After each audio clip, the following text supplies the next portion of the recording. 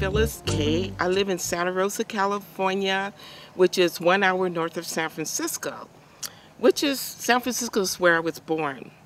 But my positive journey started in 1993, where my girlfriend, Martha, who lives in Nigeria, she had only been in Nigeria for 1 year, invited me to come to Nigeria because at that time I was feeling low self-esteem, very depressed. And she says, I want you to come to Africa and you can stay with us. And I told her, I says, you know what? I don't have any money. She says, if you keep saying that, you don't have any money, you will never come to Africa.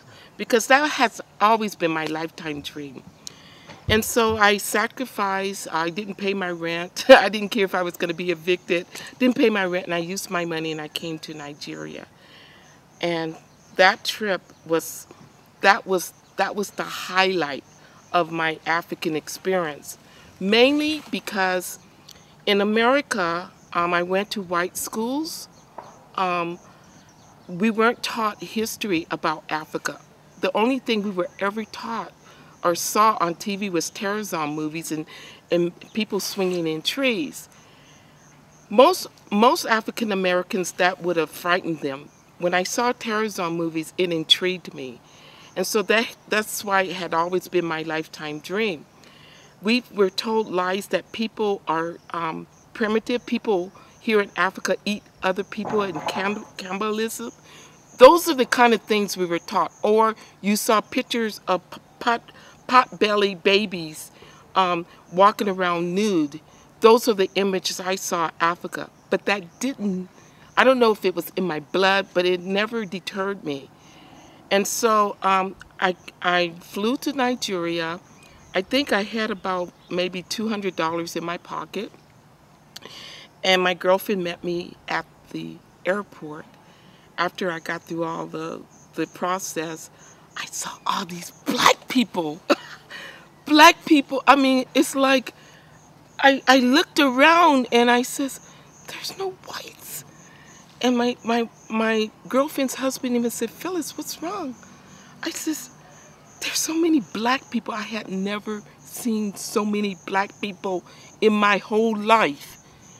And you know, during our travels in Nigeria, you see a white maybe, I saw one white maybe once a week, and you think, God, where did he come from?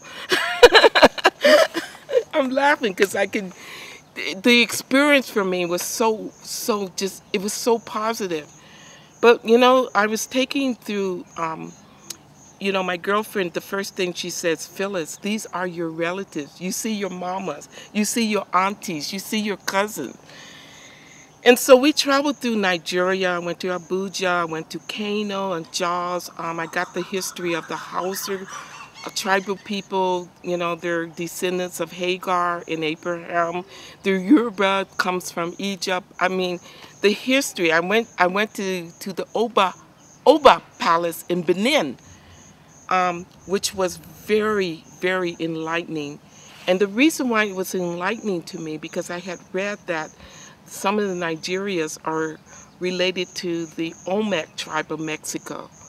And so, you know, those kind of history is never told to us.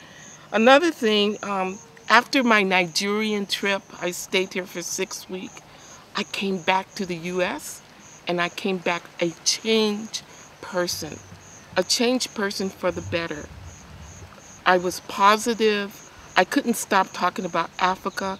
I can talk to the president or the Queen of England about my experience and look them straight in the face.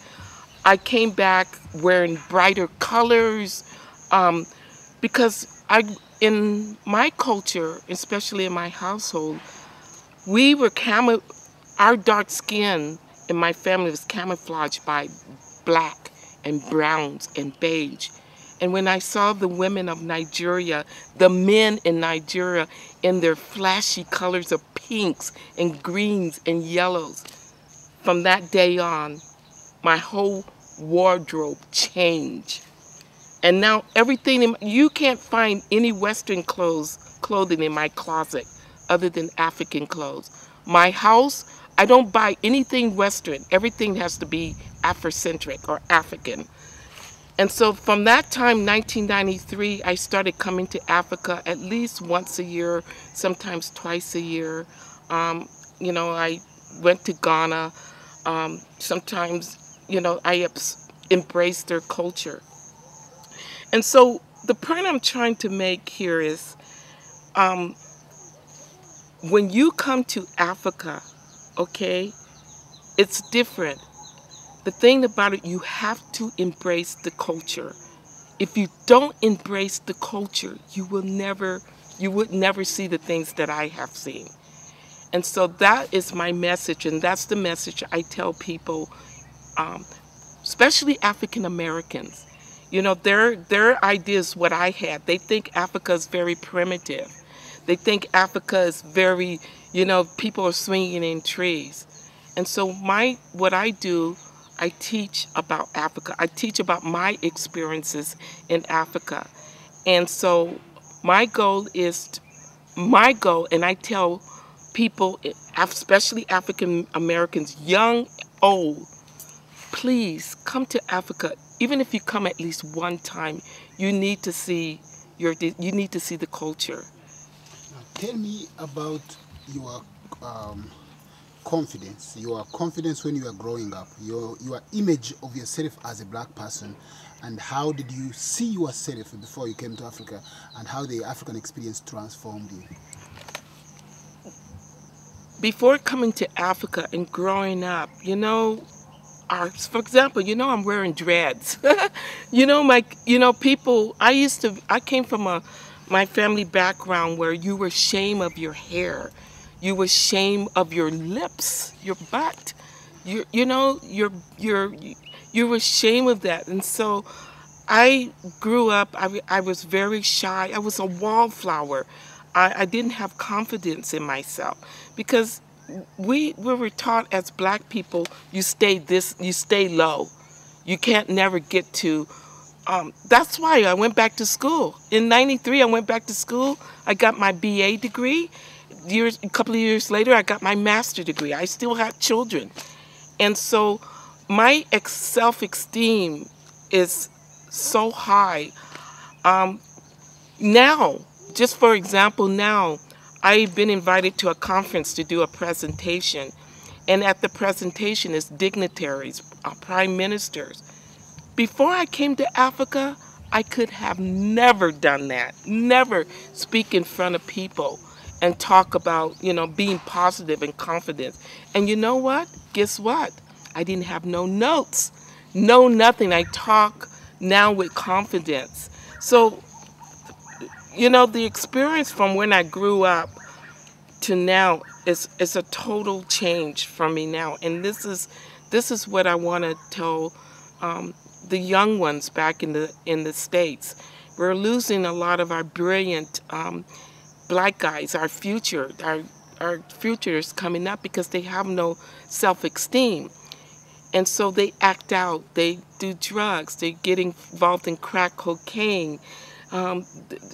They don't have, I've been invited to talk to prisoners, and I tell them, raise your head up because you come from a heritage of queens and kings here in Africa. So be proud of who you are. So this is what I'm about. And I go back. My son was brought over here. He was going wayward. He was almost had a foot in the door to go to prison. And I talked to his probation officer, and I told him I was bringing him here to Africa. We got a lease from the judge. He came over here. We spent about a month doing volunteer work, living in the villages. And now he's a different person. And he's talking to younger people to bring a group over here to Africa so that they can have the same self-esteem as he does. And I've have. So, that's my experience here. There's a lot of young people from Africa that are dying almost to go to America. Some forge documents, some pay a lot of money and get ripped off. They want to go to New York. They want to go to Atlanta. They want to go to Cincinnati, Ohio. They want to go to California. You know, they believe if you're a black person and you make it into America, surely you must come back a very rich and wealthy person. What would you say to such a people? I say, and I've talked to young people here in schools. I tell them, no, do not. I mean, Africa here is the richest place in the world. I mean, you talk about slavery. You know, my ancestors, I'm in slavery, being in America, even now. And it's a different type of slavery. We're in slavery to debts. We're in slavery to the system there, the bureaucratic stuff, you know, living on credit cards, slaving for a home, a house that you'll never own. You know, I tell young people here, they have it made, and you don't even know it. You have the richness here. You have the culture here. Um, Madam Rashinda was taking me around the area and telling me everything. You have rich soil. You can grow anything here. I tell the young people to stay here because, in fact, I'm jealous. I'm jealous that my kids wasn't raised here in Africa because they would come off a lot better than they are in America. You go to America, don't think that that money grows on trees there, because it doesn't. You'll be enslaved. That's why many Africans that I meet in the States, they can't even come home to see their families. Why? Because they can't bring nothing home to them because they're so enslaved there to death. So it's shameful for them to come here and not have nothing. And that's the truth. Now, you work in the prison system. You know, what do you do there, and what is the condition of black people in the prison system? Okay, I work. I'm a clinical forensic social worker, which means I work with people who commit crimes and murder. And the prisons of California, the majority of the people are African American, and next is the Hispanic. And our brilliance, I tell you, our brilliance and our intelligence are in the prison. And so these people commit crimes because of low self-esteem. They commit crimes, they do drugs. And so I tell you, in the States,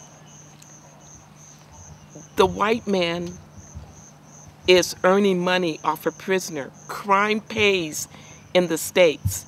The more criminals, especially blacks, you can put in the prison, the more money the system makes. You could tell me anybody who don't even have a college degree can make a lot of money working in the prison system because it's a money-making business. And so this is why I talk to the young ones. I go to high schools and I says I will do a presentation for free.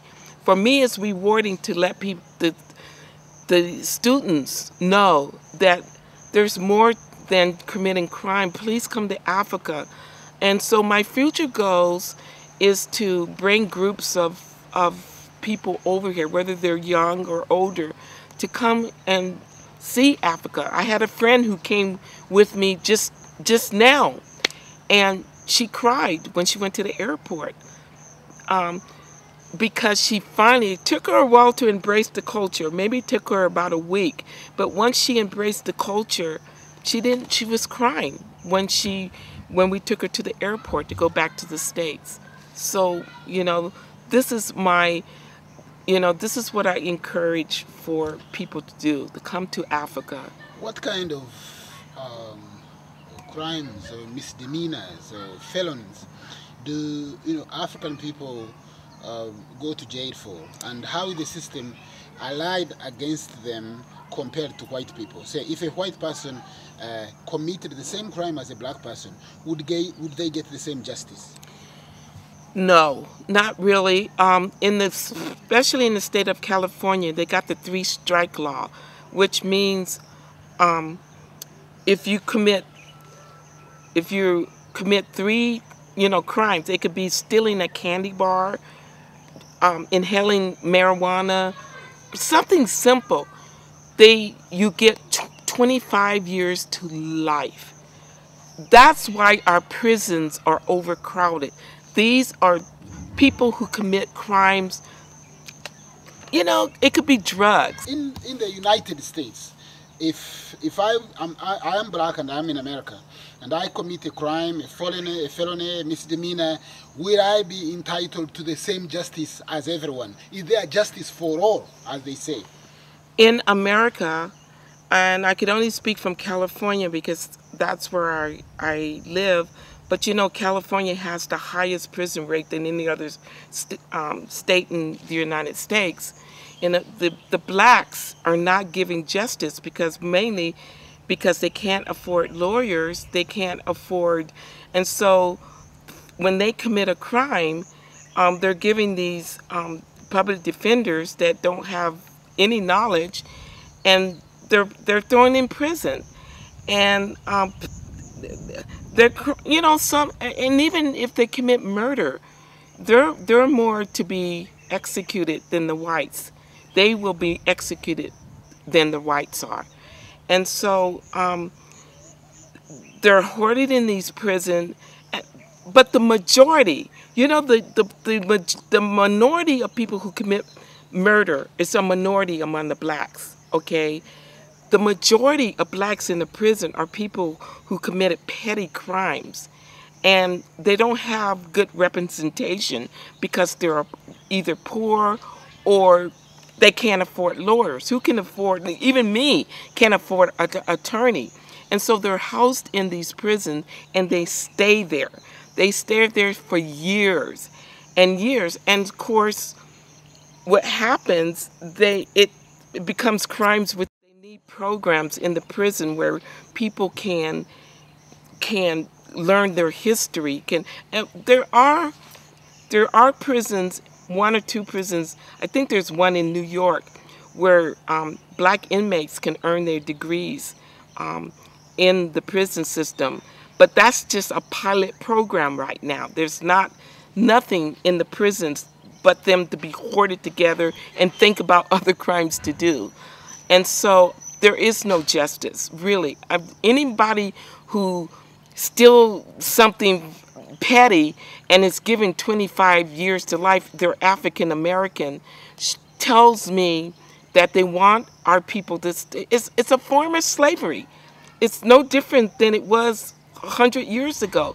It's a form of slavery. They stay there, they work for the system, and it's the way, excuse me, it's the way to get rid of our black men. It's to put them in prison. It's the truth. So what can Africa do? Is there anything that Africa can do? We as African people living here, knowing that there are millions of our people in America, and that they were kidnapped from this continent, and that for almost thousands of years, not a single canoe has ever gone to America, to look for them. So what is it that we can do? You know what I think? One of the things I think you could do is, and I'm going to say this honestly, and I feel the same way.